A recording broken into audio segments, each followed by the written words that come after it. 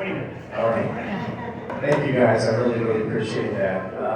I work with a lot of high school and college athletes, not on the sport, but on the mind. Because I feel when an athlete is confident inside, they're going to do better on the field, they're going to do better in their academics, and they're going to do better in their outside activities. But more than that, I have a message. And the message is this. It's your story to write, and your story to write alone.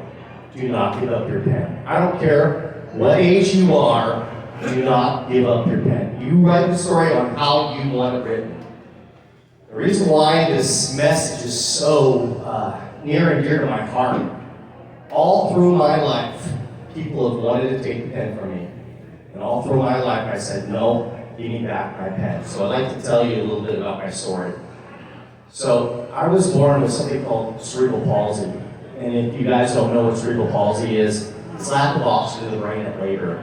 And as a result of this lack of oxygen in the brain at labor, it leaves one side of the body paralyzed. And this is permanent. This doesn't go away. It affects your motor skills, it can affect your speech, but there's different severities to it. So when I was born, I wasn't moving the right side of my body very much, and naturally my mom was very concerned about that. So she took me to the doctors to get testing. And that's where I was diagnosed with cerebral palsy. And this doctor thought my cerebral palsy was so severe that he thought I would never, ever be able to walk. And it would be a good idea to get me in a wheelchair because that was going to be my life going forward. Well, I've had a lot of conversations with my mom about that. And actually, when she heard that news, she was devastated. Cry herself to sleep. What was the life going to be for her baby boy? And she woke up the next morning, getting ready for the day. I'm an infant right now, I can't talk. She said I gave her a look. A look and to say, Mom, don't let this be my story. I want to walk. And that mama bear inside of her started raging. She got a second opinion, a third opinion, a fourth opinion, a fifth opinion. Finally found a physician willing to help. And with this physician's help, and me doing physical therapy 5 to 6 times a week, I was walking between age 2 and 3. A feat that 4 of the doctors said was impossible, I was doing. Yeah.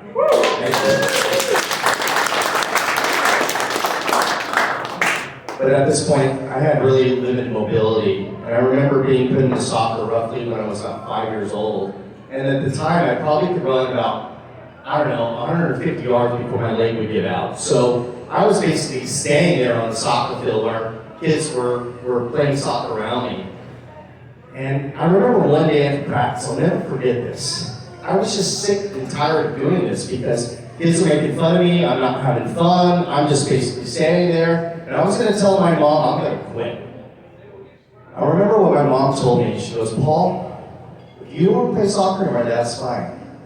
But you need to honor your commitments. So you need to finish out that soccer season, and after that, you don't want to play soccer anymore, that's fine. Well, I'm 44 years old and I haven't played soccer since I was 5 years old. But I've honored my commitments. And I got a big break roughly after that soccer season. I got surgery on my right foot to tighten up the tendons, give me a little bit more spring in my step. And this was a game changer. This was so huge to me. I switched schools at this time, and I remember my first day of PE in my new school. We had to do our stretches, and then the teacher says, okay, run a lap. And I'm thinking to myself, here we go again. I'm gonna run 50 to 100 yards, and I'm gonna stop. These kids are gonna see that, and they're gonna start to tease me. But because of the surgery, it was different. I was able to go past that point where I normally had to stop. I remember saying to myself, come on, Paul, you got this, bud. Keep going, keep going, keep going. And I finished the lap with the other kids. On the outside, it kind of cool, but the inside was like, yes, yes, yes, yes, yes. It was the first time in my young life where I fit in. I just didn't stand out. I was just like one of the other kids. And things did get easier for me because of this, but I wouldn't consider it easy. My parents got divorced when I was 12 years old, and I moved to Long Beach. I went to St. Marie Ready, but I couldn't make a friend at this school. So I walked with a little bit of a limp, held my right arm differently. I was bullied, spit on, tackled, you name it, they did it to me. while this was going on, I was raised Catholic, so my mom wanted me to go to St. Anthony. Well, I had to take the assessment test to see where they were going to place me when I got to St. Anthony. Must have on that test. Because when I met with the principal and my mom, the principal tells both of us that she's going to put me at the lowest level possible, and she doesn't expect much from me. I don't seem like I'm going to be college material. After one test, this principal says this to the both of us.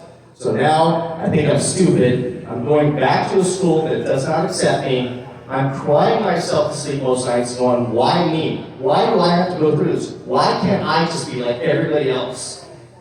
And I don't know what came over me, but middle way through 8th grade, I was just sick and tired of feeling angry and sad all the time. I knew deep down those weren't my go-to emotions, but because of the environment I was in, those were the emotions that were coming up most of the time.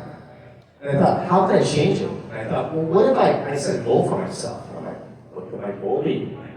And at the time, I really, really enjoyed sports, and baseball in particular. So I said, what if I tried to make my varsity baseball team in high school? So I started playing fall ball, winter ball, spring ball. If I wasn't doing that, I was throwing tennis ball against the wall. While I'm going through this journey, the coach comes up to me and goes, man, Paul, you play a lot of baseball. What do you want to do with this? And at the time, I don't want to tell him that I wanted to make my varsity baseball team because I thought he was going to laugh at me. Somebody with cerebral palsy making a varsity baseball team in Long Beach and St. Anthony? What's going to happen? So I just said, no. I just like my baseball. But for whatever reason, this coach kept asking me that question. And one day he caught me in a weak moment, and I just blurted out, I want to make my varsity baseball team in high school. And I'm like, oh no, I can't believe I just said this. I don't know what's going to happen. And he looked at me, paused for a second, looked me right in the eye, and he said, Paul, that's doable. I'm like, what? Making a varsity baseball team is doable? He goes, 100% this is doable. But you have to have people keep you accountable for this. I'm like, what do you mean by that? Keep me accountable. He goes, after practice tomorrow, you're going to go in front of the team and tell the team that's your goal. I'm like, no. These kids just started accepting me because I've been playing baseball with these kids over and over again. If I tell them something like that, they're going to start to laugh at me again. He goes, Paul, there's going to be days where you're not going to want it. You're not going to have it. And you're going to need to love your teammates to kick you in the butt and keep you moving forward. So reluctantly, I said, okay, I'll do it. And I get in front of the team, and I'm shaking. I'm scared. I'm like, oh my goodness, what are they going to say to me? And I tell the team that I want to make my varsity baseball team. And they didn't laugh at me either. They clapped for me.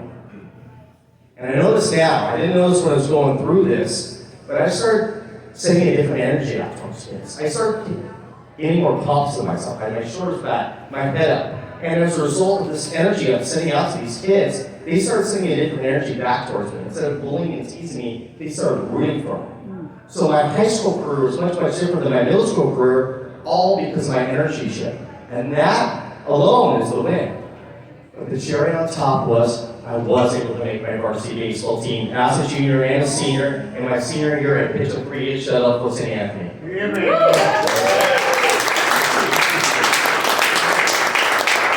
And Coach Andy Hall from Wilson was my coach. Wow. So I graduated high school, and I started reflecting on that goal. Going, wow, I can't believe I made that happen. At the time when I made that goal, it was just a way to ignore the noise, but I was able to make that happen. So I started reflecting on what that principal said to me years earlier, saying that I wasn't college material. See, all through high school, I had that in the back of my head that I wasn't college material. So I just did enough to get by. Because I'm thinking to myself, what's the point? I'm not college material. Just stay eligible to baseball and move on with yourself. So my grades weren't great. But I thought, wow, if I can make this reality, why can't I make another goal for myself to say that I am college material? So I enrolled into Long Beach City College. And I got myself a math tutor. I got myself an English tutor. And I tell you what, Long Beach City College just changed my life. Well, I can't tell you enough about how great Long Beach City College is. From faculty, from everybody, just the great support of Long Beach City College. I can't say enough about the Vikings, man. It was just unbelievable. So, because of my work, I took my barely a 2.0 all the way to 3.5, where he's able to transfer to a 4-year university and become college material.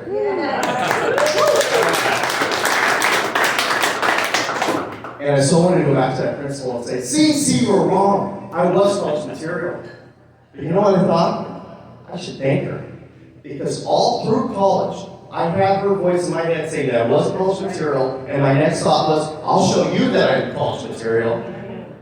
So I forgive, I forget, and I move on. I'm 22, 23 years old. I have no idea what I want to do with my life. And I had a family friend who worked for a company that you guys may know, Accounting Savings. And he hired me on as a mortgage loan officer. And I come in and I go, why not? Let's do this, right? And it was my first, I was so excited. It was my first job where I had to wear business clothes. So I was really, really excited about this. And I get in, and nobody wants to talk to me. It was crazy. Like, I'm sitting alone at lunch, and I'm thinking to myself, I haven't felt this way since middle school. What's going on? Why is nobody talking to me? And I quickly realized what the issue was. See, I knew the CEO of the company. So it wasn't because of what I knew, it was who I knew. So they were going to shoot me up and spit me out because I didn't belong. But I thought I was going to dig in. I'm going to show them that I'm college, or not college material, that I belong there. So I had a positive attitude. I didn't complain about the workload. I did everything necessary from afar because the top loan officers didn't want to talk to me. I was observing what they did. And I'll never forget, my first time, I'm at the time where we had rate sheets. So I was getting my rate sheets ready, and the CEO of the company goes, what are you doing, Paul? I go, I'm ready. I'm going to go out and sell. And he's like, no. You aren't ready. Let's get you a little more training, and we'll get you out there. I'm like, nah, I got this. So I go out there, and he's absolutely right. I needed way more training because I was falling on my face left and right. I had no idea what the heck I was doing. But slowly but surely, I started gaining knowledge, and I started to find out the value where I could add to these clients. And slowly but surely, I got loans, more loans, and more loans, and more loans, to the point where I became a top producer, and the people that didn't want to talk to me are now coming to me with questions. And I thought this was going to be my life's work. I loved what I did. And then 2008, 2009 hit, and you guys know what happened. The economy tanked it. And that company went belly up. And the next company I worked for, that went belly up. And when I first started working there, I loved Mondays. I couldn't wait to get to work on Mondays because I just loved what I did. But some of these other companies I worked for, I couldn't stand them. As a matter of fact, I had what's called the Sunday blues, where Sunday afternoon, I stopped to join the day with my friends and family because I was stressing out what I had to do on Monday, and it ruined my sleep because I couldn't go to sleep, and then Monday was horrible. So I was just really, really miserable. One of the last places I was at, they brought in this motivational speaker. And I'm like, I don't need a motivational speaker. I'm a top producer. I got this. But it was mandatory, so I had to go. But I wanted to keep an open mind. So I went there, and the guy blew me away. The guy was tremendous. One of the best speakers I'd ever heard in my life. And so it was so good, I wanted to talk to him after. And he said he started as a coach, a life coach. I'm like, what the heck is that, life coach? He explained that to me. I'm like, maybe that's what I want to do. I didn't want to get into that. So I thought, okay, let's make a plan for that. So I started posting things on my social media, getting everything ready to become a life coach and do the mortgage stuff. And the last place I was at, the legal team came to me and goes, what is this site thing you're doing? And I was very transparent. And they said, this could be a conflict of interest. We're going to get back to you, and if you can, we're going to do this. And they came back with this 5-page report of what I couldn't say, and I looked at this report like, there's no way I'm going to make any traction in the coaching world if I follow this to a T. So for a year, I just did mortgage. I didn't do anything else. And a year later, I made President's Club, and I quit. And everybody's like, what the heck are you doing? You just made President's Club, you're going on a cruise, you're quitting? Yeah, I want to do this. I'm like, this is pie in the sky nonsense. I'm like, yeah, but I gotta give it a go. And they're like, okay, go, but you're really bad. And for a while, I thought they were going to be right. Because for a while, I had to do delivery services. I had to do every little things just to make ends meet. And I remember sitting in my car one day going, what the heck am I doing? I I made all this money in the mortgage industry, and now I'm making nothing. And I thought, what can I do to change it? And one of the things that I realized was I wasn't vulnerable. See, how can I expect other people to be vulnerable with me if I'm not vulnerable with them? See, the story I told you about having cerebral palsy, I wanted to bury that story. Because all through my life, I just wanted to fit in. I didn't want to stand out. So just talking about having cerebral palsy just would put me near to tears. But I thought the only way this is going to work is if I share my story. So I started sharing my story, podcasts, interviews, wherever I could. And at first it was really, really shaky. But I kept saying it over and over again to the point where I could take the emotion out. And I'll never forget my first client. It was, Paul, I don't have cerebral palsy, but the next Y and Z, I'd be honored to hire you as a coach. You know, we've been building there, and working with athletes, doing speaking gigs at schools, where I stand with you today. And I gotta tell you, there's several things I learned through my story. One is, in the very beginning, when you have news, medical news, it's not absolute. There might be other options. So always get second opinions, third opinions. Science is not perfect. Science is experiments. So if you have anything medical, make sure you get other opinions. Because if my mom didn't do that, I'd be in a wheelchair right now. So that was huge. Another thing that I learned was honoring my commitments. That has changed my life, is honoring my commitments. Yeah, maybe I don't like doing something, but I honor it, and then after that, if I don't want to do it anymore, then I don't do it. But I honor my commitments. You can count on me when I say I'm going to do something. And then setting goals. That is huge. You gotta have a North Star. You gotta know where you're going. If you don't have a goal, you just don't know where you're going aimlessly. Even if the goal changes, you gotta have something on a piece of paper so you know where you're gonna go. And if it changes, then write another goal. But having a goal is just, I can't tell you how powerful that is. So can I ask you while you're talking? Yeah. You have a pen in your hand. Is there a reason why you have it? Is it better for you to bring out the I don't know, the anger or the frustration that you may have had in the past that people have? Because you seem to sway it like a sword, and which means to me is phenomenal. It's great. I think that's where I'm trying to get at. Is that why you're doing what you're saying with the same thing in your hand? Well, actually leads me to my great ending. and the thing is on that is this. The biggest thing that you get from my speech is it's your story to write it alone. Do not give up your pen. There you go. Thank you very much. I appreciate your time.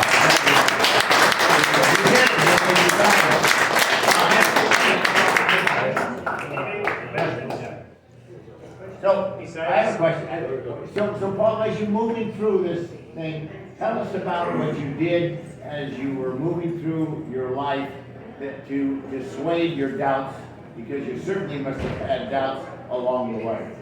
As far as coaching? Account for as far as anything, from one level to the next, to the next, to the next.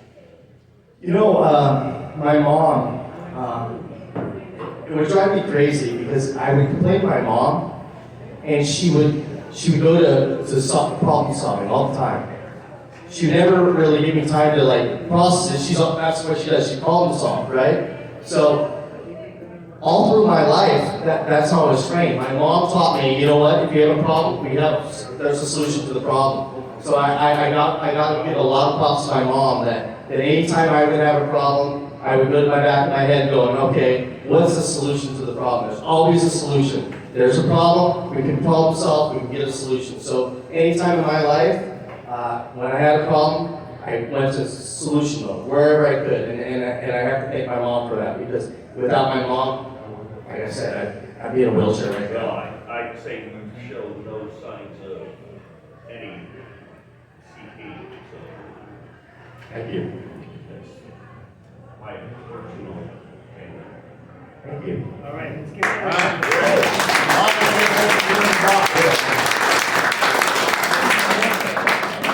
I have a question. Right here, right Questions here. are over, Stu. Right, Stu. Right. Yeah. One more, there we go.